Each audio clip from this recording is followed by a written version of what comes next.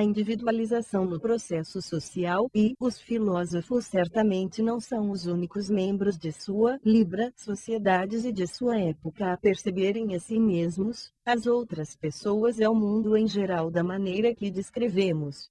Escolhemos alguns de seus leitmotivs como exemplos por tornarem acessível, de modo mais articulado e tangível, uma forma de autopercepção e de percepção dos semelhantes muito difundida nessas sociedades e que nem sempre encontra uma expressão tão clara. Resumindo o que já foi dito, eles são característicos de uma era em que um número cada vez maior de funções relativas à proteção e ao controle do indivíduo, previamente exercidas por pequenos grupos, como a tribo, a paróquia, o feudo, a guilda ou o estado, vai sendo transferido para estados altamente centralizados e cada vez mais urbanizados. À medida que essa transferência avança, as pessoas isoladas, uma vez adultas, deixam mais e mais para trás os grupos locais próximos, baseados na consanguinidade. A coesão dos grupos rompe-se à medida que perdem suas funções protetoras e de controle. E, nas sociedades estatais maiores, centralizadas e urbanizadas, o indivíduo tem que batalhar muito mais por si. A mobilidade das pessoas, no sentido espacial e social, aumenta. Seu envolvimento com a família, o grupo de parentesco, a comunidade local e outros grupos dessa natureza, antes inescapável pela vida inteira, vê-se reduzido. Elas têm menos necessidade de adaptar seu comportamento, metas ideais à vida de tais grupos, ou de se identificar automaticamente com eles. Dependem menos deles no tocante à proteção física, ao sustento, ao emprego, à proteção de bens herdados ou adquiridos, ou ajuda, orientação e tomada de decisão. Isso acontece, a princípio, em grupos limitados especiais, mas se estende gradativamente, ao longo dos séculos, a setores mais amplos da população, até mesmo nas áreas rurais.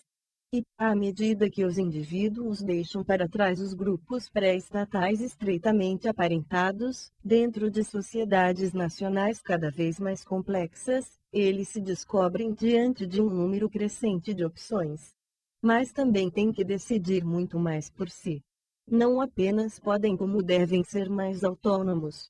Quanto a isso, não tem opção. 102. Problemas da autoconsciência. 103. Tanto a possibilidade quanto a necessidade de maior individualização constituem um aspecto de uma transformação social que ultrapassa em muito o controle do indivíduo. O produto dessa individualidade crescente, a maior diversidade das pessoas com respeito ao comportamento, a experiência e a composição, não é simplesmente dado pela natureza, no mesmo sentido da diversidade dos organismos humanos. Tampouco a separação dos indivíduos, da qual às vezes se fala como um fenômeno dado pela natureza, tem o mesmo sentido da separação de cada pessoa no espaço. Considerados como corpos, os indivíduos inseridos por toda a vida em comunidades de parentesco estreitamente unidas foram e são tão separados entre si quanto os membros das sociedades nacionais complexas. O que emerge muito mais nestas últimas são o isolamento e a encapsulação dos indivíduos em suas relações uns com os outros. Essas relações, todo o estilo de sua coexistência social, levam cada vez mais a um controle geral dos afetos, a negação e transformação dos instintos. À medida que prossegue essa mudança social, as pessoas são mais e mais instadas a esconder umas das outras, ou até de si mesmas, as funções corporais ou as manifestações e desejos instintivos antes livremente expressos, ou que só eram refreados por medo das outras pessoas, de tal maneira que normalmente se tornam inconscientes deles. Aquilo que, visto por um aspecto, se apresenta como um processo de individualização crescente é, visto por outro, um processo de civilização. Pode-se considerar característico de certa fase desse processo que se intensifiquem as tensões entre os ditames e proibições sociais, internalizados como o autocontrole, e os impulsos espontâneos reprimidos. Como dissemos, é esse conflito no indivíduo, essa privatização, a exclusão de certas esferas de vida do intercâmbio social e sua associação com uma angústia socialmente instilada, como os sentimentos de vergonha ou embaraço, que desperta no indivíduo a sensação de ser, internamente, uma coisa totalmente separada, de existir sem relação com as outras pessoas, relacionando-se apenas retrospectivamente com os que estão fora dele. Examinado de perto, vê-se que esse modo de autopercepção vira de cabeça para baixo o processo que a ele conduziu. Por mais verdadeiro e autêntico que possa ser, como expressão da estrutura peculiar de personalidade do indivíduo num certo estágio do movimento da civilização, ele barra, ao mesmo tempo, uma forma não preconceituosa de observar as relações entre uma pessoa e outra. A lacuna e o conflito entre os impulsos mais espontâneos e os impulsos que cerceiam a ação imediata, sentidos pelas pessoas altamente individualizadas desse estágio de civilização, são por elas projetados em seu mundo. Muitas vezes, aparecem em suas reflexões teóricas como um vazio existencial entre um ser humano e outro, ou como eterno choque entre indivíduo e sociedade. 104 A sociedade dos indivíduos. E devemos também considerar que, nas sociedades situadas nesse estágio, a adaptação dos jovens às suas funções adultas costuma acontecer de um modo que reforça particularmente essas tensões e cisões na personalidade.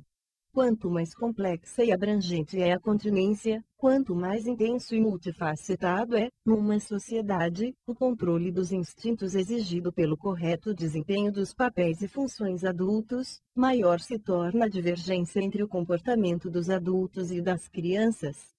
A remodelação do indivíduo durante o crescimento, o processo civilizador individual em cujo decurso ele se desloca do ponto de partida do comportamento infantil, que é o mesmo em toda parte, para se aproximar mais ou menos do padrão de civilização atingido por sua sociedade, torna-se mais difícil e demorado. Prolonga-se o lapso de tempo necessário para preparar os jovens para os papéis e funções mais complexos do adulto. À medida que aumenta o hiato entre o comportamento espontâneo das crianças e a atitude exigida dos adultos, torna-se cada vez menos possível colocar a criança, em idade precoce, como se faz nas sociedades mais simples, no degrau inferior da escada funcional cujo topo se pretende que ela alcance. Até na sociedade da Idade Média Europeia, era frequente o jovem ser treinado diretamente a serviço de um mestre adulto. O pajem servia ao cavaleiro, o aprendiz, ao mestre da guilda. E, ainda que o período de serviço fosse longo e, em muitos casos, o degrau mais alto fosse inatingível para o indivíduo, a escala da carreira era relativamente baixa e tinha poucos degraus. Quando as sociedades se tornam mais complexas e centralizadas, quando a especialização aumenta e se diversificam as carreiras oferecidas pela sociedade, a preparação necessária para o desempenho das tarefas adultas também se torna mais prolongada e complexa. Durante um período extenso e que ainda continua a se alongar, as crianças e os jovens são isolados dos círculos adultos, frequentam a escola e estudam em universidades, agremiações técnicas e outras instituições especialmente organizadas para o preparo dos moços. O número e a especialização desses institutos aumentam, ampliando seu acesso a eles. À medida que as profissões do adulto se tornam mais e mais especializadas e complexas, os jovens de setores cada vez mais amplos da população passam por uma preparação indireta em institutos especiais deste ou daquele tipo, em vez da preparação direta que antes prevalecia. Aumenta a expectativa de vida adulta. O mesmo se dá com o tempo de preparação para a idade adulta. Pessoas biologicamente maduras continuam socialmente imaturas. Trata-se de rapazes e moças, adolescentes, jovens inexperientes ou seja lá que nome recebam, não mais crianças, mas ainda não homens e mulheres. Eles levam uma vida social distinta, tendo uma cultura jovem e um mundo próprio, que diverge marcantemente do dos adultos. E, embora o prolongamento e o caráter indireto de sua preparação, causados pela constante spam, problemas da autoconsciência 105 são do conhecimento, possam facilitar sua assimilação na vida social adulta, frequentemente a tornam mais difícil em termos emocionais. As tarefas profissionais acessíveis à massa dos indivíduos, na longa estrada da industrialização e da urbanização das tensas sociedades de transição, só coincidem com as expectativas dos jovens na minoria dos casos. Especializadas como são, dão margem limitada, na maioria deles, às inclinações e faculdades dos indivíduos. Muitas vezes, não há uma congruência ou continuidade adequada entre a vida na reserva da juventude e nos campos predominantemente restritos da atividade adulta. Nessas sociedades complexas, a primeira assemelha-se a encraves ou ilhas especiais de onde nenhuma via direta leva à segunda. Não raro, a transição de uma esfera para outra é marcada por um corte notável na vida do indivíduo, que ele acolhe com maior ou menor dificuldade. Na travessia desses encraves, o jovem pode e deve ter experiências frequentes, seja com novas vivências, seja com os outros em relação a ele consigo mesmo e em relação aos outros. A faixa de experimentação que lhe é acessível não tem nenhuma relação com a uniformidade, a regularidade e o cerceamento relativos da vida que, em muitos casos, está à espera do adulto. Na vida social desse grupo etário, é comum desenvolverem-se aptidões e interesses aos quais as funções adultas, dentro dessa estrutura, não dão margem alguma, são formas de comportamento e inclinações que os adultos têm que cercear ou reprimir. Com a crescente especialização das sociedades, a trajetória do indivíduo a caminho de se tornar uma pessoa autoconfiante e autônoma torna-se mais longa e complicada. Aumentam as exigências feitas a seu autocontrole consciente e inconsciente. Outros fatores que impedem a assimilação dos jovens na sociedade adulta são o alongamento e a forma especial assumida pelo período que transcorre entre a infância e a idade adulta social. Isso também aumenta a probabilidade de a pessoa em questão não conseguir atingir um equilíbrio adequado entre as inclinações pessoais, o autocontrole e os deveres sociais. E assim, o padrão básico da imagem do eu e do homem em geral continua a se fundamentar, mesmo nos tipos mais avançados de especialização e individualização sociais que emergiram até hoje, na ideia de um interior separado do mundo externo como que por um muro invisível. Mas, na ideia do mundo externo, os eventos naturais já não desempenham o mesmo papel que tinham nos séculos vi, por exemplo. A antítese entre indivíduo e natureza, entre o sujeito em busca do conhecimento e os objetos naturais do conhecimento, vai aos poucos perdendo importância. Isso não ocorre porque os problemas epistemológicos que se apresentam sob essa forma de reflexão, 106 a sociedade dos indivíduos tenham encontrado uma solução convincente, o que raramente acontece, mas porque é óbvio que eles ficam menos urgentes à medida que as pessoas vão se tornando mais e mais capazes de controlar os processos naturais no pensamento e na ação, e de usá-los para seus próprios fins.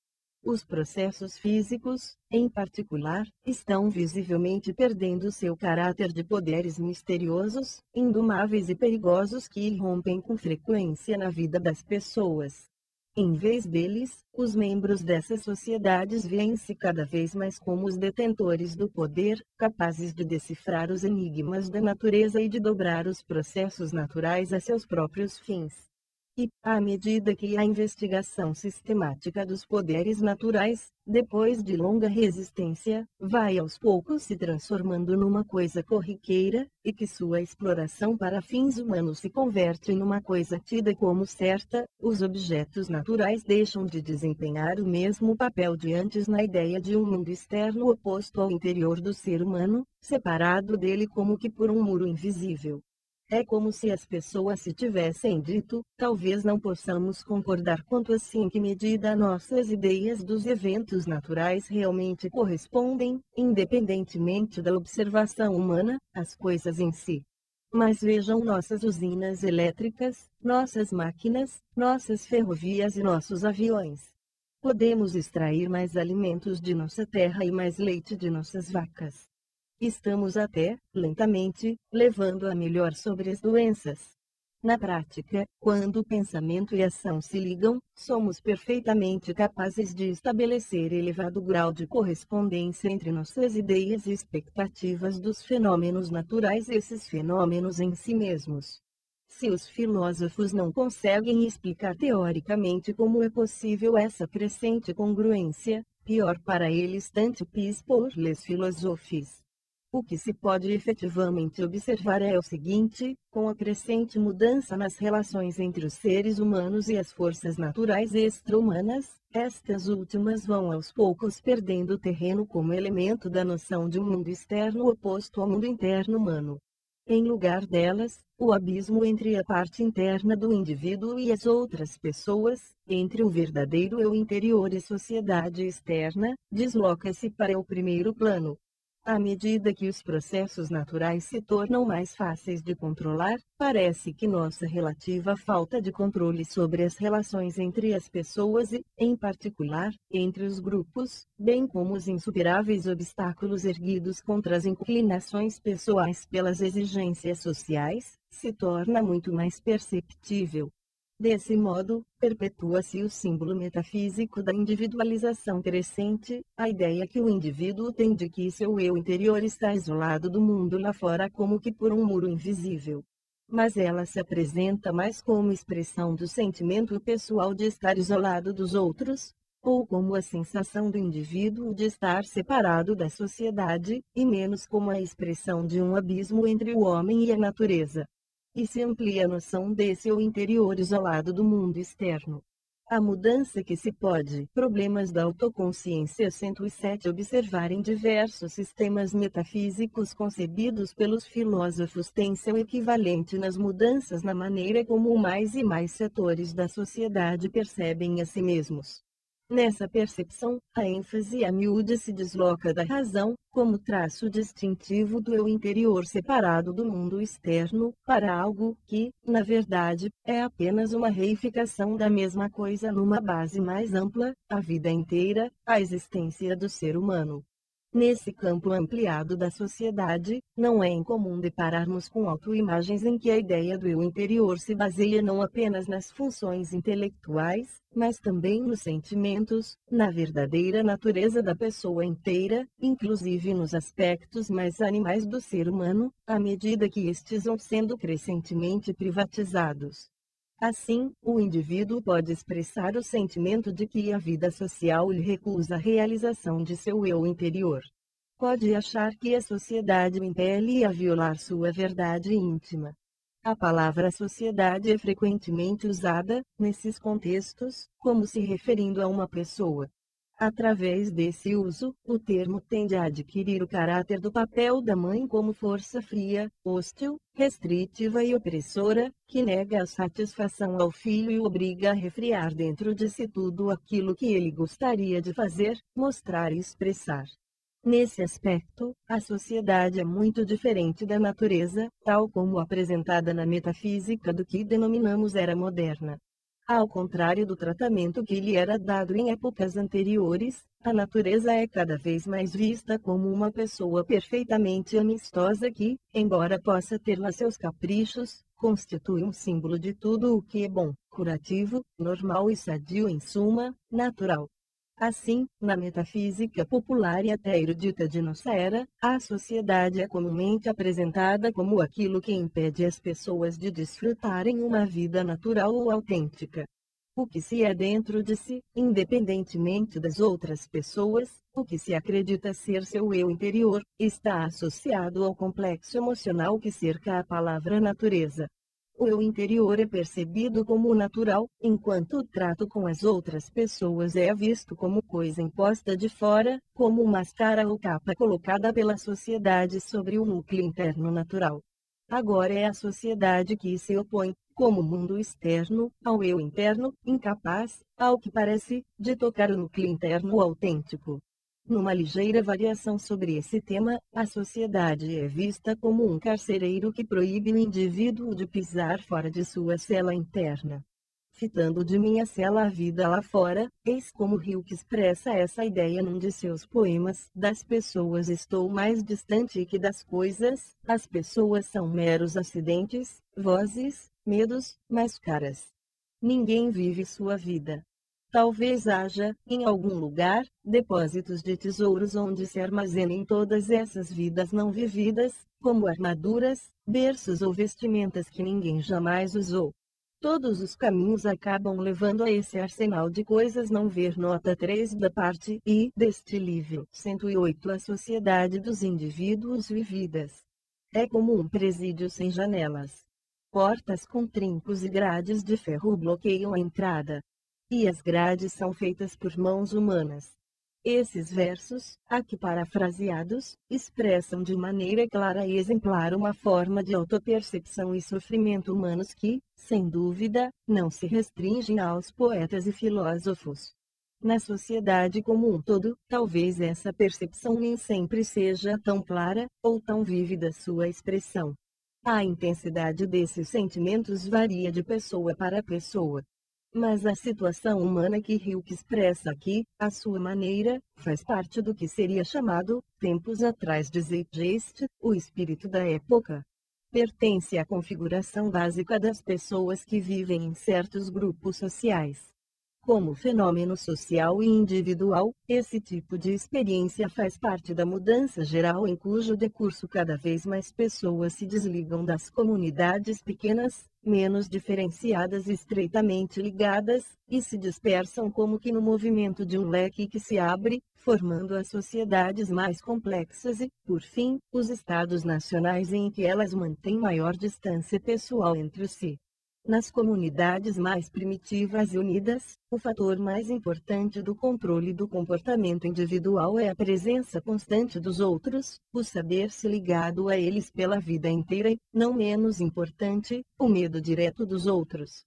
A pessoa não tem oportunidade, necessidade, nem capacidade de ficar só.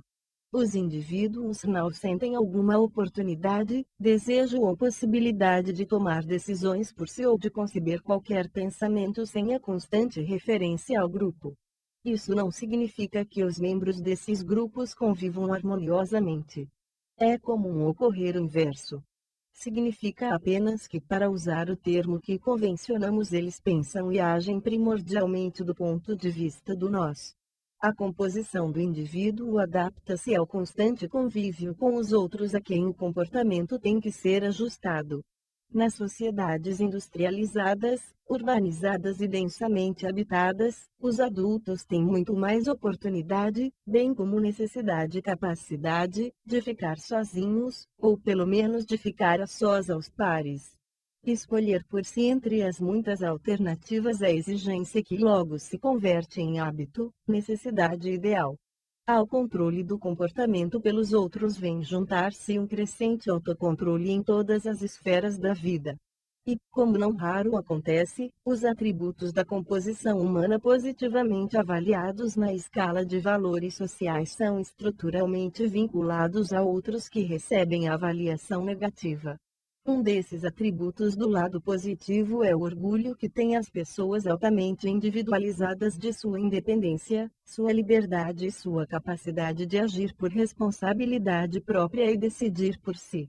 Por outro lado, temos seu maior isolamento mútuo, sua tendência a se perceberem como dotadas de um eu interior inacessível aos outros, e toda a gama de sentimentos associados a essa percepção, como a sensação de não viver a própria vida ou a de uma radical solidão. As duas coisas são aspectos do mesmo padrão básico, problemas da autoconsciência 109 de estrutura da personalidade. Mas, por lhes serem dadas valorações opostas, por ter cada qual um tom emocional diferente, inclinamo-nos a vê-las como fenômenos independentes sem nenhuma ligação entre si.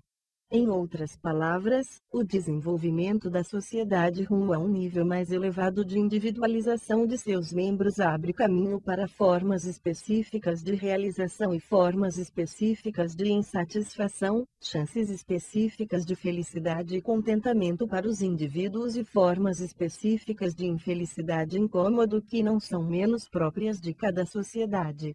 A oportunidade que os indivíduos têm hoje de buscar sozinhos a realização dos anseios pessoais, predominantemente com base em suas próprias decisões, envolve um tipo especial de risco. Exige não apenas considerável volume de persistência e visão, mas requer também, constantemente, que o indivíduo deixe de lado as chances momentâneas de felicidade que se apresentam em favor de metas a longo prazo que prometam uma satisfação mais duradoura, ou que ele as sobreponha aos impulsos a curto prazo. Às vezes elas podem ser conciliadas, às vezes não. É possível correr riscos. Tem-se essa alternativa. A maior liberdade de escolha e os riscos maiores andam de mãos dadas. Pode-se atingir as metas que dão sentido e realização ao esforço pessoal e assim encontrar a felicidade esperada. Pode-se chegar à metade do caminho. Talvez a realidade se revele menos extasiante do que o sonho. Pode-se falhar por completo na consecução dos objetivos e carregar pela vida fora um sentimento de fracasso. A guerra, as rebeliões e outros eventos sociais podem bloquear o caminho. Pode-se fazer uma avaliação errada das probabilidades de alcançar essas metas, partindo-se da posição social de que se dispõe. Pode-se fazer exigências excessivas a si mesmo, a meta que promete sentido e realização talvez não seja a que mais se ajuste às aptidões do indivíduo. O esforço da longa jornada pode ser tão grande que a pessoa perca a capacidade de desfrutar a realização ou de vê-la como uma realização satisfatória. A capacidade pessoal de sentir alegria e realização pode ter sido sufocada na infância, através das relações familiares. Há muitas dessas possibilidades. A abundância de oportunidades e metas individuais diferentes nessas sociedades é equiparável às abundantes possibilidades de fracasso. O mesmo se aplica ao arsenal de coisas não vividas. Do ponto de vista estrutural, a profusão de oportunidades perdidas equipara-se à profusão de alternativas entre as quais se pode e se deve decidir. Usualmente, aceita-se o que foi alcançado sem se pensar muito no que ficou para trás. Mas, quer o indivíduo recorde ou não, o caminho que ele tem que trilhar nessas sociedades complexas comparado ao que se abre para o indivíduo das sociedades menos complexas é extraordinariamente rico em ramificações e meandros, embora não na mesma medida, é claro, para os indivíduos de diferentes classes sociais. Ele passa por grande número de bifurcações e encruzilhadas em que se tem que decidir por este ou aquele caminho. Quando, 110 a sociedade dos indivíduos se olha para trás, é fácil deixar-se tomar pela dúvida. Eu não deveria ter escolhido um rumo diferente? Não terei desprezado todas as oportunidades que tive naquela ocasião? Agora que consegui isto, que produzi isto ou aquilo, que me tornei um especialista nisto ou naquilo, não terei deixado que se perdessem muitos outros dons? E não terei deixado de lado muitas coisas que poderia ter feito? É próprio das sociedades que exigem de seus membros um grau muito elevado de especialização que grande número de alternativas não utilizadas, vidas que o indivíduo não viveu, papéis que não desempenhou, experiências que não teve, oportunidades que perdeu sejam deixadas à beira do caminho. E vi nas sociedades mais simples, há menos alternativas, menos oportunidades de escolha, menos conhecimento sobre as ligações entre os acontecimentos e, portanto, menos oportunidades passíveis de parecerem perdidas, quando vistas em retrospectiva. Nas mais simples de todas, é frequente haver diante das pessoas um único caminho em linha reta desde a infância, um caminho para as mulheres e outro para os homens. Raras são as encruzilhadas, raramente alguém é colocado sozinho diante de uma decisão.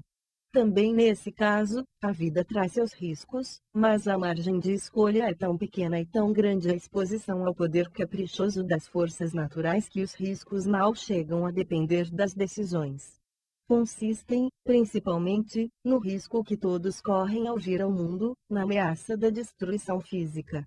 E a preponderância desse risco é característica, ao mesmo tempo, das duas coisas da natureza humana e da forma específica da vida social. Os caçadores podem não pegar nenhuma presa, as pessoas correm o risco da inanição, e, quanto mais se enfraquecem, menor é sua chance de agarrar e comer a presa.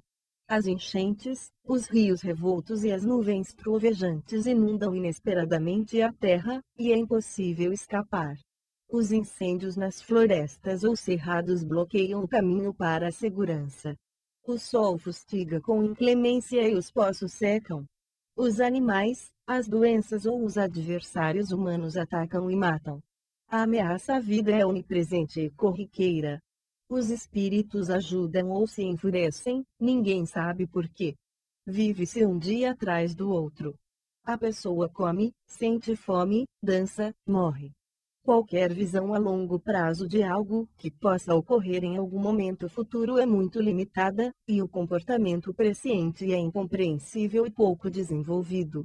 Igualmente incompreensível é a possibilidade de uma pessoa deixar de fazer algo que se sinta premida a fazer aqui e agora em nome de uma satisfação que talvez lhe venha dentro de uma semana ou um ano, ou sua possibilidade de fazer o que chamamos trabalhar. Porque haveria alguém de fazer um esforço muscular não referido às exigências urgentes do momento? Problemas da autoconsciência 111. Esse foi o tipo de vida social levado pelos ancestrais de todas as pessoas hoje vivas, e por muito mais tempo do que os tipos de vida social documentados em registros escritos durante a curta fase de desenvolvimento humano a que chamamos história. Até mesmo a época em que os grupos humanos começaram, aqui e ali, a colocar no chão sementes de plantas silvestres, de maneira sistemática e deliberada, com vistas ao alimento que poderiam esperar meses depois, ou a criar animais jovens com vistas a seu uso futuro, ocorreu há pouco mais de 10.000 anos. A cada grande passo nesse caminho, quer tenha sido a transformação das sociedades coletoras em sociedades agrárias estabelecidas, quer a dos caçadores em criadores de gado, quer uso de pedras e ossos como matéria-prima para instrumentos e armas tenha dado lugar ao do metal, com todos os segredos de sua utilização, a que somente os especialistas tinham acesso, quer as indústrias manuais, séculos depois se tenham transformado em indústrias mecanizadas, a direção geral dessas e de outras mudanças correlatas, sob certo aspecto, foi a mesma ao longo dos séculos. Cada uma dessas mudanças pressupôs, por sua vez, produziu um aumento da capacidade de previsão. O intervalo entre o primeiro passo rumo a determinada meta e o último, com o qual ela era atingida, tornou-se mais longo, e mais numerosos vieram a ser os passos intermediários. Tratava-se de um curto intervalo nos pequenos grupos em que os adultos estavam aptos e obrigados a desempenhar todas as atividades exigidas pela satisfação de suas necessidades sob a forma social aceita, e nos quais dispunham de todas as capacidades requeridas. Essas capacidades talvez fossem a preparação de pedras e ossos, a coleta de alimentos, a construção de abrigos no inverno ou a obtenção e utilização de uma centelha extraída das pedras ou da madeira. Aos poucos o intervalo tornou-se mais longo. Os instrumentos tornaram-se mais adequados a seus empregos, o número de instrumentos sociais cresceu, o mesmo ocorrendo, sem dúvida, com a variedade das capacitações. Quando se comparam os utensílios de pedra que restaram do início da Idade da Pedra com os de sua fase intermediária e final, tem-se um bom exemplo dessa crescente diferenciação, embora ela tenha evoluído com lentidão incomparavelmente maior do que a diferenciação e a especialização dos implementos e capacitações nas sociedades industrializadas do presente. Por quanto tempo cada indivíduo adulto possuiu todas as capacidades normais nessa sociedade, durante os 500.000 ou talvez 600.000 ou 700.000 anos em que este ou aquele tipo de pedra funcionou como a mais requintada matéria-prima para a produção de utensílios humanos, e em que época começaram a surgir especialistas em determinadas habilidades, são coisas difíceis de dizer. Seja como for, no decorrer do tempo, não apenas multiplicou-se o número de passos entre o primeiro e o último numa sequência de ações, como também um número crescente de pessoas se fez necessário para executar esses passos. E, no decorrer desse processo, mais e mais pessoas viram-se numa crescente 112 sociedade dos indivíduos dependência umas das outras, interligadas como que por correntes invisíveis. Cada qual funcionava como um elo de ligação, um especialista com uma tarefa limitada. Cada qual era urdida numa trama de ações em que um número cada vez maior de funções especiais, de pessoas dotadas das capacidades para executá-las, se interpunha entre o primeiro passo em direção a uma meta social e a consecução dessa meta. E, a partir de certa etapa na crescente divisão das funções, o número de funções coordenadoras especiais necessárias à manutenção de mais e mais atividades especializadas também começou a crescer. Quanto mais extensas se tornavam as cadeias de ação, mais difícil se fazia, para o indivíduo entremeado na rede de dependência por suas capacitações, obter uma visão global, e mais árduo se tornava distinguir o que era meio do que era fim. Na história de determinada sociedade, as mudanças nessa direção podem ser observadas de diferentes maneiras. Sintoma característico dessas mudanças é a utilização crescente de certos objetos como padrões genericamente reconhecidos nas transações. Determinadas conchas, ou até animais domésticos, podem ainda exercer essa função nas negociações entre grupos frouxamente vinculados. Uso de peças de metal cujo peso e valor social são garantidos pela estampa impressa de um governante ou, pelo menos, de uma autoridade central implica uma organização bastante sólida.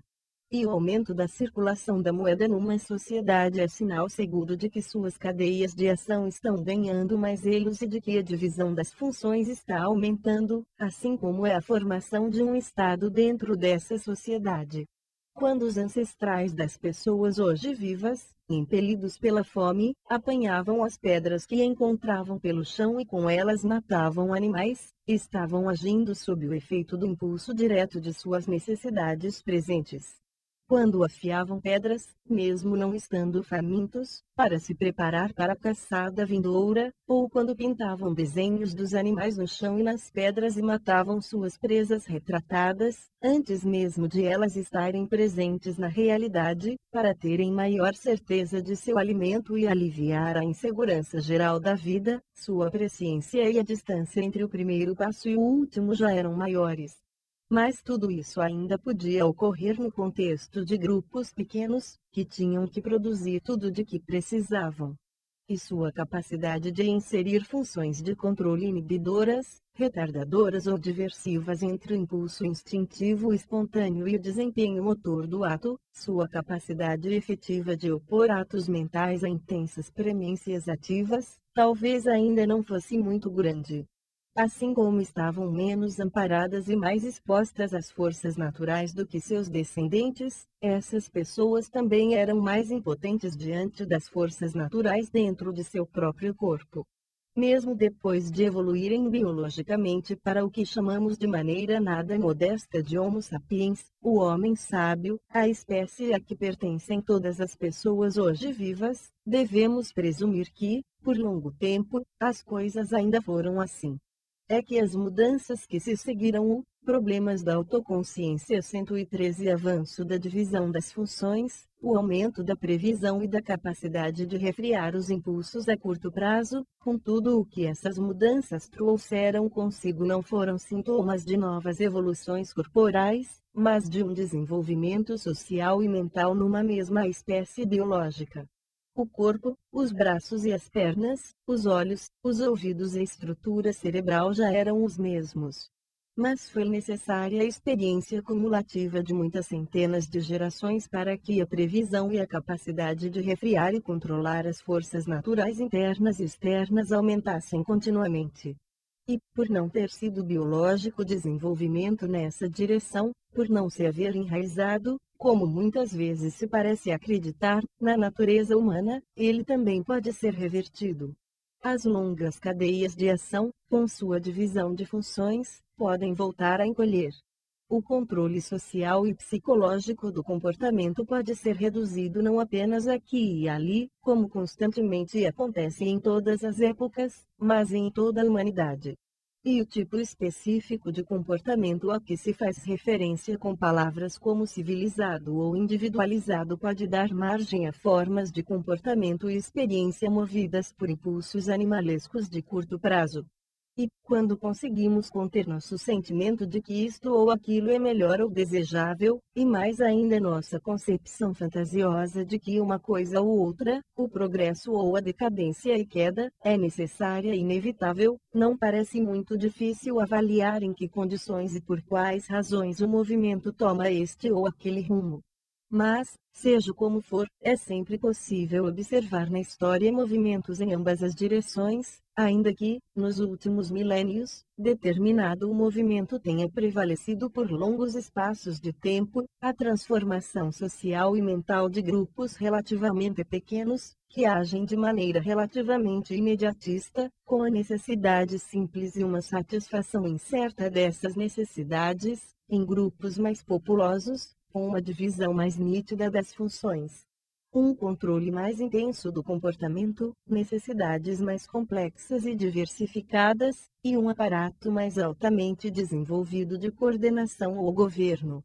O número de atividades especializadas a que chamamos profissões não muito apropriadamente, quando esse termo implica uma vocação, elevou-se ao longo dos milênios, a princípio lentamente, mas agora em ritmo cada vez mais acelerado. No começo provavelmente eram apenas homens e mulheres que se especializavam, tradicionalmente, em várias atividades e capacidades dentro do grupo, e depois, talvez, magos, guerreiros, agricultores, pastores ou ferreiros. Ou então uma tribo inteira podia desenvolver uma capacitação especializada para a pesca e trocar seu excedente, de maneira sistemática, pelos frutos e raízes comestíveis de uma tribo do interior. Hoje em dia muitas sociedades têm centenas de ocupações especializadas, dentre as quais o indivíduo tem certa margem de escolha, dependendo de sua origem social, sua escolarização e seu talento. E o número dessas ocupações cresce com rapidez cada vez maior. Não apenas temos 114 Sociedade dos Indivíduos Médicos, mas especialistas em ouvidos e olhos, em crianças e em mulheres, psiquiatras e especialistas em doenças internas, e o número deles, bem como das profissões auxiliares, aumenta constantemente. Temos não apenas engenheiros, mas especialistas em construção civil, construção naval, engenharia aeronáutica, geração de energia em um número crescente de subdivisões. Temos não apenas profissões já existentes, que se estão subdividindo, como também novas profissões que começam a existir. Mas essa é apenas a fase mais recente desse longo processo. Em seu decorrer, as redes de funções distintas das cadeias de ação tornaram-se sistematicamente mais longas e complexas. Um número cada vez maior de pessoas passou a viver numa crescente dependência mútua, ao mesmo tempo em que cada indivíduo foi se diferenciando mais dos outros. As unidades organizacionais em que as pessoas se juntavam tornaram-se maiores e a própria organização fez-se mais complexa. Muitas pequenas sociedades conseguiam, e ainda conseguem, arranjar-se sem funções permanentes e especializadas de coordenação. Os anciãos de uma tribo podiam reunir-se em assembleia e debater, sempre que isso se afigurasse necessário, afora isso, viviam como todos os demais.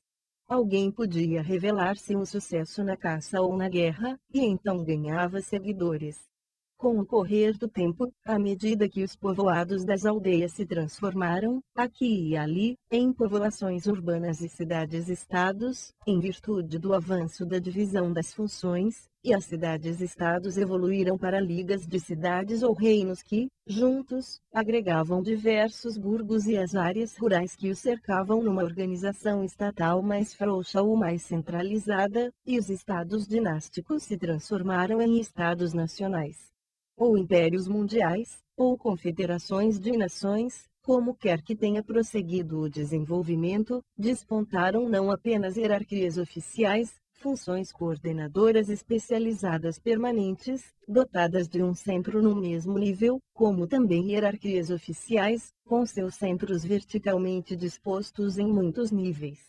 Quanto maior a área territorial e o número de pessoas e atividades especializadas dentro de um Estado, mais aumentou o número de níveis superpostos no aparelho governamental, bem como a variedade de departamentos e cargos. À medida que mais e mais pessoas se tornaram mutuamente dependentes, como especialistas deste ou daquele tipo nessas redes de funções distintas, tornou-se cada vez mais necessário harmonizar suas funções e atividades. Também por esse aspecto, a mudança das relações humanas em direção a grandes grupos mais centralizados e especializados levou a um maior cerceamento dos impulsos individuais momentâneos. A princípio isso talvez tenha sido imposto ou mantido pelo temor direto dos outros, dos supervisores ou das pessoas designadas pelo governante central. Mas aos poucos o elemento de autocontrole na harmonização das pessoas com as atividades umas das outras passou a ser uma coisa mais tida por certa.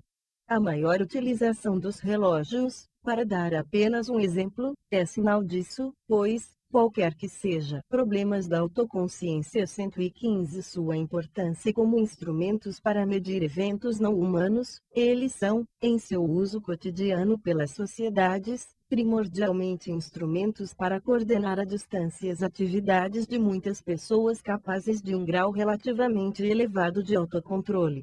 A direção das mudanças, portanto, continuou a mesma por períodos muito extensos, a despeito de todas as oscilações e todos os movimentos de retrocesso passíveis de ser observados aqui e ali.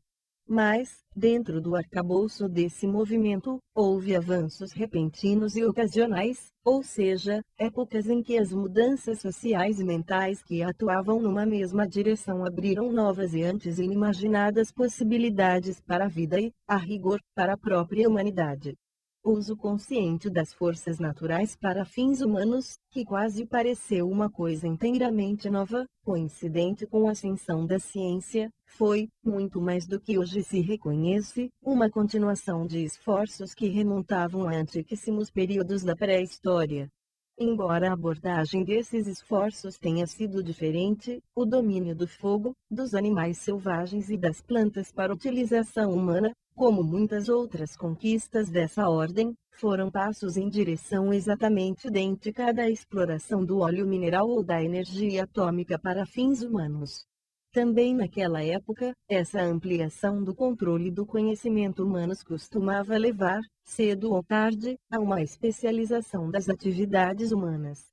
Então, como agora, o alargamento e a especialização caminhavam de mãos dadas com um aumento da produtividade do trabalho que, a princípio, durante milênios, beneficiou somente grupos sociais restritos, liberando apenas estes do trabalho físico para o desempenho de outras funções. Vistos dessa maneira e há muitos pontos de semelhança, o controle e a utilização mais conscientes e metódicos dos processos naturais pelo homem com base no que chamamos pesquisa científica, fez parte de uma modificação lenta e muito gradual na relação dos seres humanos com a natureza não humana, uns com os outros e, na qualidade de indivíduos, com eles mesmos. Mas, ao mesmo tempo, isso constituiu um avanço para algo novo. Já dissemos que, a partir daí, no longo combate entre o homem e a natureza não humana, a balança começou a pender, a princípio lentamente, mas depois cada vez mais depressa, para o homem. As catástrofes naturais podiam, evidentemente, reverter toda essa tendência. A preponderância potencial da natureza não humana sobre o homem era e continua a ser esmagadora. Mas podemos deixar de lado essa perspectiva mais ampla. Comparada a períodos anteriores da história humana, durante essa última fase a balança da luta com as formas não humanas da natureza tem pendido a favor do homem.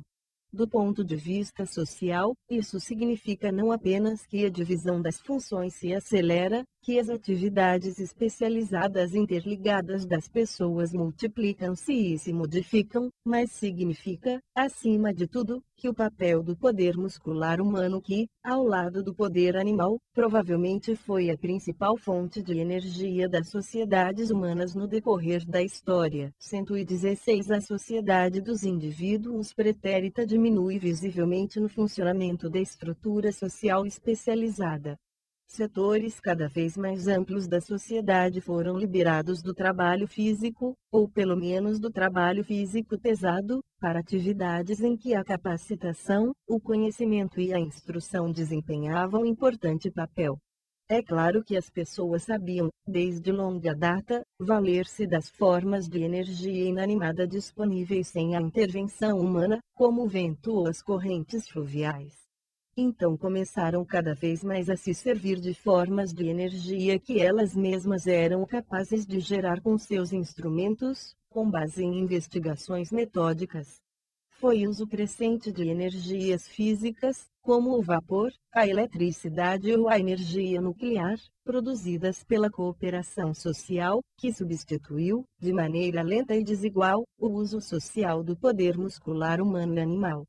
Além disso, essa mudança caminhou de mãos dadas com uma alteração correspondente nas relações sociais entre as pessoas e dentro de cada pessoa. O crescente controle das forças naturais não humanas pelos seres humanos só podia ser sustentado por longo período, no contexto de uma estrutura social estável e altamente organizada. Essa estabilidade e essa organização, por sua vez, dependiam largamente do extenso controle das forças naturais. E, ao mesmo tempo, o crescente controle das forças naturais só era possível em conjunto com um crescente autocontrole dos seres humanos. Só podia ser mantido com o auxílio de um controle bastante estável dos afetos e instintos de curto prazo, exercido em parte pelas instituições sociais e em parte pelo próprio indivíduo. Este último tipo de controle só podia desenvolver-se e ser mantido num nível bastante elevado em conjunto com uma administração ordeira dos controles sociais. O controle da natureza, o controle social e o autocontrole compõem uma espécie de anel concatenado, formam um triângulo de funções interligadas que pode servir de padrão básico para a observação das questões humanas. Um lado não pode desenvolver-se sem os outros, o alcance e a forma de um dependem dos outros, e, quando um deles fracassa, mais cedo ou mais tarde os outros o acompanham. Precisamos recordar essa longa trajetória, no correr da qual as sociedades humanas adquiriram um controle cada vez maior das forças naturais, para nos liberarmos das rígidas antíteses que frequentemente dão origem a uma abordagem míope dos problemas humanos. Esse controle será indubitavelmente alcançado, mesmo que de forma gradual, por todas as sociedades. Ele libera os membros destas para muitas outras tarefas impostas pela simples proteção da vida, pelo medo do desconhecido e pela satisfação das necessidades mais urgentes no presente imediato. Antíteses como as existentes. Problemas da autoconsciência 117 entre natureza e sociedade, indivíduo e sociedade, e todo o emaranhado de problemas subjacentes à ideia de que algo dentro do indivíduo, expressando sua natureza, se opõe a um mundo externo social que não é natural. Tudo isso tem uma simplicidade cativante. São antíteses que refletem valorações que nos são familiares e, para muitas pessoas, abrigam uma espécie de verdade tangível que parece sumamente convincente. Apesar disso, elas têm apenas uma ligeira concordância com a imagem do homem que gradualmente começa a emergir do trabalho criterioso de muitas disciplinas distintas, conduzido por um extenso período, quando suas conclusões são examinadas em conjunto. Elas não apenas toldam e distorcem os problemas humanos em si, obstruindo sua compreensão teórica, como também, em muitos casos, impedem que se tomem medidas eficazes em relação a esses problemas. Em vez de ajudarem a encontrar medidas práticas que os solucionem, têm muitas vezes o efeito oposto. Precisamos relembrar esse longo processo de desenvolvimento da humanidade, acima de tudo, para enxergar as características humanas designadas por termos como previsão, inteligência, civilização ou individualidade, não como coisa estática e dada para sempre, mas como algo que evolui e evoluiu, como aspectos de um processo. É provável que seja especialmente difícil reconhecer, nos dias atuais, que as qualidades dos seres humanos designadas por termos como individualidade não são simplesmente dadas pela natureza, mas constituem algo que se desenvolveu a partir da matéria-prima biológica, embora somente no decurso de um longo processo social. Trata-se de um processo de individualização que, no grande fluxo do desenvolvimento humano, é inseparável de outros processos, como a crescente diferenciação das funções sociais e o controle cada vez maior das forças naturais não humanas. As diferenças de comportamento, dons e experiências entre as pessoas isoladamente consideradas existiam, sem dúvida, nas mais simples comunidades humanas, ainda semelhantes às dos animais, na pré-história. Entretanto, quanto mais os atos das pessoas são regidos por forças naturais indomadas dentro delas mesmas, menos elas diferem entre si em seu comportamento. E quanto mais variada e difundidamente essas forças instintivas são contidas, desviadas e transformadas primeiro pelo amor e medo dos outros, depois também pelo autocontrole, mais numerosas e pronunciadas se tornam as diferenças em seu comportamento, seus sentimentos, seus pensamentos, suas metas e, inclusive, suas fisionomias maleáveis, mais individualizados tornam-se os indivíduos. No curso desse processo, não só as pessoas se tornam de fato mais diferentes em sua composição, como cada pessoa se conscientiza mais dessa diferença. E, a partir de certo estágio do desenvolvimento social, tais diferenças assumem um valor especial. Com a crescente diferenciação da sociedade e a consequente individualização dos indivíduos, esse caráter diferenciado de uma pessoa em 118 a sociedade dos indivíduos relação a todas as demais torna-se algo que ocupa um lugar particularmente elevado na escala social de valores. Nessas sociedades, torna-se um ideal pessoal de jovens e adultos diferir dos semelhantes de um modo ou de outro, distinguir-se em suma, ser diferente. Quer se aperceba disso ou não, o indivíduo é colocado, nessas sociedades, numa constante luta competitiva, parcialmente tácita e parcialmente explícita, em que é de suma importância para seu orgulho e respeito próprio que ele possa dizer a si mesmo: esta é a qualidade, posse, realização ou dom pelo qual difiro das pessoas que encontro ao meu redor, aquilo que me distingue delas. Não é mais que outro aspecto dessa composição e situação humanas o que se expressa no fato de, em certa medida, o indivíduo buscar sentido e realização em algo que apenas ele faz ou é. Esse ideal de ego do indivíduo, esse desejo de se destacar dos outros, de se suster nos próprios pés e de buscar a realização de uma batalha pessoal em suas próprias qualidades, aptidões, propriedades ou realizações, por certo é um componente fundamental da pessoa individualmente considerada. Trata-se de algo sem o qual ela perderia, a seus próprios olhos, sua identidade de indivíduo. Mas não é, simplesmente, parte de sua natureza. É algo que se desenvolveu nela através da aprendizagem social. Como outros aspectos do autocontrole ou consciência, só emergiu na história, dessa maneira pronunciada e difundida, gradativamente. Até nas sociedades mais complexas da Europa, esse ideal de ser, ter ou realizar algo único e diferente, bem como a satisfação trazida por sua consecução, só se difundiu muito gradualmente. Passou dos pequenos aos grandes grupos, a princípio mais entre os homens e muito mais devagar entre as mulheres, que, em geral, foram mais tardiamente atraídas pela competição entre os indivíduos, por motivos sociais especiais. Mudanças análogas nos seres humanos e ideais similares podem ser observados, atualmente, em grandes áreas da África e da Ásia, juntamente com a formação de nações industrializadas e urbanizadas, a princípio em grupos e classes relativamente pequenos. Em outras palavras, esse ideal faz parte de uma estrutura de personalidade que só se forma em conjunto com situações humanas específicas, com sociedades dotadas de uma estrutura particular. É algo sumamente pessoal, mas, ao mesmo tempo, específico de cada sociedade. A pessoa não escolhe livremente esse ideal dentre diversos outros como o único que atrai pessoalmente. Ele é o ideal individual socialmente exigido e inculcado na grande maioria das sociedades altamente diferenciadas. Evidentemente, é possível fazer-lhe oposição, mesmo nessas sociedades. Existem recessos em que o indivíduo pode furtar-se à necessidade de decidir por si de se realizar destacando-se dos outros. Mas, em geral, para as pessoas criadas nessas sociedades, essa forma de ideal de ego e o alto grau de individualização a ela correspondente são parte integrante de seu ser, uma parte de que não podem livrar-se, quer aprovem ou não. Problemas da autoconsciência 119. Normalmente, as pessoas criadas dessa maneira aceitam essa forma de batalha e o comportamento que acompanha como evidentes e naturais.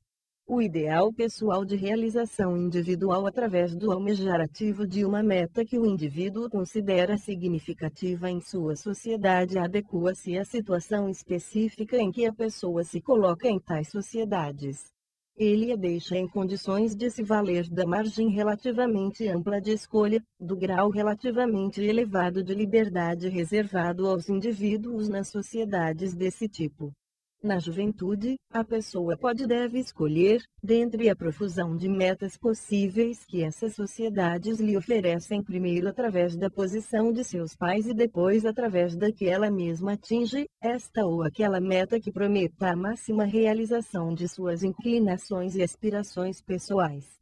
Pode almejar atividades profissionais ou de lazer que, segundo acredita, lhe deem uma oportunidade de se destacar dos outros, suster-se em seus próprios pés e tornar-se independente até de seus pais ou da tribo. Pode buscar algo que a destaque de todos os seus parentes e amigos, que lhe permita conquistar ou transformar-se em algo especialmente excepcional, singular ou grandioso. Na competição controlada entre os indivíduos. Pois isso é o que ocupa o mais alto lugar na escala de valores dessas sociedades e que garante ao indivíduo o respeito, o aplauso e, muitas vezes, o amor. Mas, claro, é possível cometer erros. Esse foi o risco a que me referi anteriormente. E que as probabilidades de se chegar à consecução desses esforços em tais sociedades são sempre ínfimas em relação ao número de pessoas que a buscam. É difícil medir como é grande essa discrepância numa dada sociedade em determinado momento, embora haja sintomas específicos de seu aumento ou decréscimo. Mas podemos deixar de lado esse problema. Seja qual for o caso, a discrepância em si pode servir de exemplo de um problema que é de importância central nesse contexto. O que nos interessa aqui não é a discrepância entre uma luta não social inata do indivíduo e uma estrutura social que impeça sua realização. Trata-se, antes, de uma batalha pessoal aprendida, produzida no indivíduo por instituições sociais e experiências específicas, que, nesses casos, as instituições sociais não satisfazem. Naturalmente, tais desencontros existem em muitas sociedades, particularmente nas industrializadas e em processo de industrialização. Mas sem dúvida ocorrem muito mais intensamente nas sociedades não autocráticas, com sua maior individualização, sua margem mais ampla de escolha e responsabilidade pessoal, seu desejo mais profundamente arraigado de independência pessoal, do que nas sociedades autocráticas. Quer sejam velados ou claramente expostos, os sintomas são menos ocultados nas primeiras do que nas últimas. Expressam-se na arte e na ciência, nos jornais e revistas, nas discussões filosóficas e no discurso cotidiano. E é aí, acima de tudo, que se apresentam reiteradamente como expressões de um abismo e uma antítese eternos entre indivíduo e sociedade, abismo 120 e a sociedade dos indivíduos que se origina nas próprias estruturas do homem e da sociedade. Muitos estudiosos, inclusive o próprio Freud, parecem inclinar-se a ver nesse tipo de oposições um dado inalterável da existência humana, um dos trágicos elementos fundamentais da vida com os quais o indivíduo precisa ver-se, como a dor, a tristeza e a perda dos entes queridos. E, na base das discussões desses problemas como coisa mais ou menos evidente, é constante encontrarmos o pressuposto de que eles constituem antinomias inalteráveis e dadas entre duas entidades distintas, sempre presentes entre os seres humanos. Essas entidades podem ser vistas como um indivíduo extrasocial e uma sociedade extraindividual, ou como manifestações de uma natureza extrasocial confrontada com uma sociedade não natural. Como é frequente ocorrer, os problemas surgidos no curso de um desenvolvimento sociohistórico e vinculados a determinada situação humana afiguram-se às pessoas neles envolvidas como problemas eternos da própria humanidade. Discrepâncias como a que apresentamos a título de exemplo são características das sociedades em que o indivíduo é colocado numa competição estritamente controlada, mas bastante difundida, da qual se exclui a força física. Trata-se de uma competição por oportunidades estimadas como valiosas e dignas de empenho segundo uma escala social de valores praticamente desprovida de ambiguidades. Essas oportunidades, por uma ou outra razão, permanecem inatingíveis para a maioria dos que as perseguem.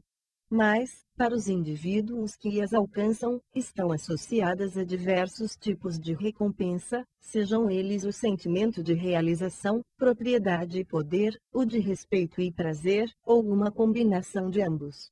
Os problemas que surgem para o indivíduo nessas sociedades peculiares são de natureza peculiar. Desde a infância, o indivíduo é treinado para desenvolver um grau bastante elevado de autocontrole e independência pessoal. É acostumado a competir com os outros, aprende desde cedo, quando algo lhe granjeia aprovação e lhe causa orgulho, que é desejável distinguir-se dos outros por qualidades, esforços e realizações pessoais, e aprende a encontrar satisfação nesse tipo de sucesso. Mas, ao mesmo tempo, em todas essas sociedades, há rígidos limites estabelecidos quanto à maneira como o sujeito pode distinguir-se e os campos em que pode fazê-lo. Fora desses limites, espera-se exatamente o inverso. Ali, não se espera que a pessoa se destaque das outras, fazê-lo seria incorrer em desaprovação e, muitas vezes, em reações negativas muito mais fortes. O autocontrole do indivíduo, por conseguinte, é dirigido para ele não sair da linha, ser como todos os demais, conformar-se. Muitas vezes não é menos difícil conformar-se num aspecto do que distinguir-se em outros.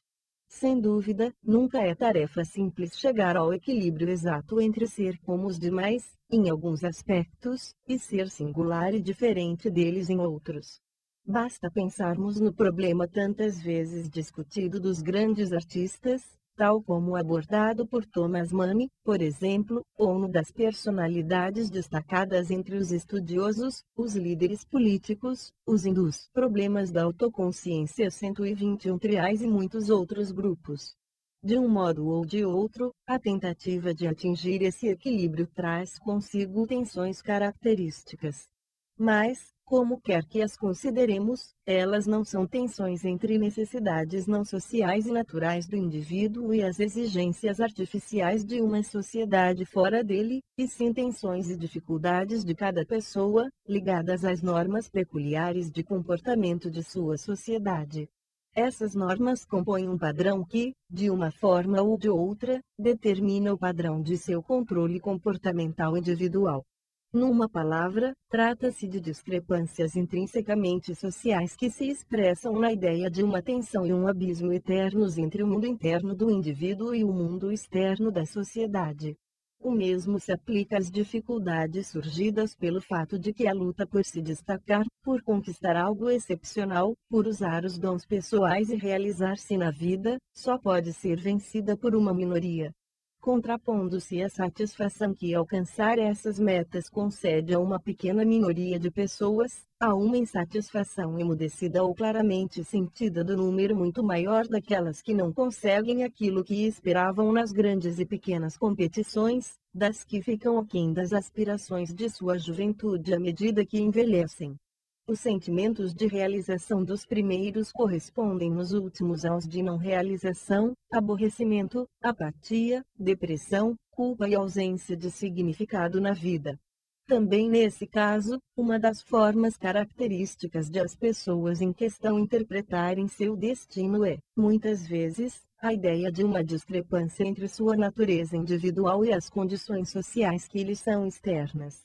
A estrutura mental que a sociedade oferece, de uma antítese entre uma individualidade inata e uma sociedade externa, serve então para explicar fenômenos que, na realidade, são produto de discrepâncias dentro da sociedade, do desencontro entre a orientação social do esforço individual e as possibilidades sociais de consumá-lo.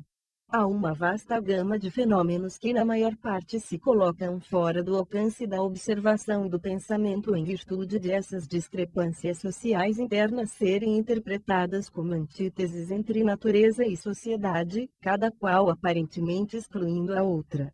Podemos pensar, por exemplo, num fenômeno que até hoje mal chega a ter nome, as oscilações no que se poderia chamar de pressão social, em especial a pressão interna de uma sociedade. Quer essas oscilações estejam ligadas ao aumento do desemprego em nações industrializadas que dispõem de salário-desemprego, quer se relacionem com o excesso de jovens com instrução universitária em países ainda predominantemente agrícolas, que não dispõem de empregos suficientes à altura de suas aspirações, o que está em questão, nesses e em muitos outros casos, não é um simples desencontro entre as necessidades individuais naturais, como a fome naturalmente causada, e as oportunidades sociais de satisfazê-las. Na verdade, até mesmo a fome de muitas pessoas, isoladamente consideradas, parece contribuir pouco para a pressão interna de uma sociedade, a menos que esteja associada a lutas que tenham origem e objetivos sociais. 122 A sociedade dos indivíduos. O que está em questão é o desencontro entre esses esforços e as oportunidades socialmente oferecidas de levá-los a bom termo. Considerar tais discrepâncias dessa maneira talvez nos ajude a aguçar nossa consciência da inadequação de muitas discussões que tentam determinar se o indivíduo deve ser colocado acima da sociedade ou vice-versa, como se realmente estivesse em jogo uma escolha excludente. Estritamente falando, apenas num nível puramente linguístico é possível opor indivíduo e sociedade, como bonecos num espetáculo de marionetes. E não é pequena a contribuição dos conflitos entre grupos de nações com sistemas diferentes de valores, que enfatizam uma coisa em detrimento da outra, para a maneira como esses problemas são frequentemente exibidos sob a bandeira do ou na vida cotidiana, na luta entre os partidos políticos e até na filosofia, na sociologia, na história e em muitas outras disciplinas. Por estarem os indivíduos vinculados, quase que rotineiramente, ao sistema de valores de um campo ou do outro, verificamos com frequência que, na tentativa de descobrir o que realmente é a relação entre indivíduo e sociedade, é comum adotar em vício os gritos de guerra dos campos opostos, que estão predominantemente interessados no que essa relação deve ser. As questões de fato com que nos vemos confrontados, ao emergir a poeira levantada pelas batalhas pelo poder e pelos valores, não podem ser formuladas em termos de construtos mentais empenhados em expressar tudo em termos de opostos diametrais e alternativas rígidas. O que vemos à nossa frente são questões referentes ao equilíbrio entre as exigências da organização social formada pelos indivíduos e as exigências desses mesmos indivíduos enquanto indivíduos. São questões tais como determinar-se como é possível chegar a uma melhor harmonização, por exemplo, entre uma organização estatal, com seus vários órgãos e objetivos, e as necessidades das pessoas isoladas que a compõem, ou a uma melhor harmonização das metas e necessidades individuais com as exigências da rede de funções que elas compõem em conjunto. Na praxis da vida social, é constante nos interessarmos por essas questões de harmonização e equilíbrio. Mas o aparelho conceitual usado para tentar resolver essas questões costuma ser moldado pelos brados adversários do individualismo ou do coletivismo, com suas alternativas diametralmente opostas. Quando se reflete calmamente, não é difícil ver que, no fim das contas, as duas coisas só são possíveis juntas. As pessoas só podem conviver harmoniosamente como sociedades quando suas necessidades e metas socialmente formadas, na condição de indivíduos, conseguem chegar a um alto nível de realização, e o alto nível de realização individual só pode ser atingido quando problemas da autoconsciência 123 A estrutura social formada e mantida pelas ações dos próprios indivíduos é construída de maneira a não levar constantemente a tensões destrutivas nos grupos e nos indivíduos. Na prática, porém, as sociedades, particularmente nas complexas nações industrializadas, não avançaram muito nessa direção. A adaptação da organização social às necessidades e metas dos indivíduos que a compõem, bem como a adaptação dos indivíduos às exigências da rede social como um todo, ficam basicamente entregues ao acaso ou a procedimentos padronizados tidos como certos. Nos dois planos, são comuns conflitos, renúncias, fracassos e colapsos devastadores. É pequena a capacidade de harmonizar a modelagem das necessidades e objetivos individuais, através da educação, por exemplo, com a divisão social das funções. Nas sociedades nacionais existentes, ao que parece, uma coisa ou outra fica em constante desvantagem. A nítida linha divisória que se costuma traçar na experiência pessoal entre eu como indivíduo e a sociedade lá fora, a tendência a pensar naquilo que se designa por duas palavras como duas coisas distintas, cada uma das quais é dotada de valor e sentido próprios, a cristalização das metas sociais em valores diametralmente opostos, tudo isso contribui para o fato de que, tanto na ação quanto no pensamento, tomam-se decisões a priori quanto ao que deve ser a relação entre indivíduo e sociedade, sem se procurar ter certeza de que as alternativas entre as quais se está decidindo realmente correspondem à relação tal como ela é. Temos sólidas convicções sobre a melhor forma de cura, antes de dispormos de um diagnóstico baseado nos fatos.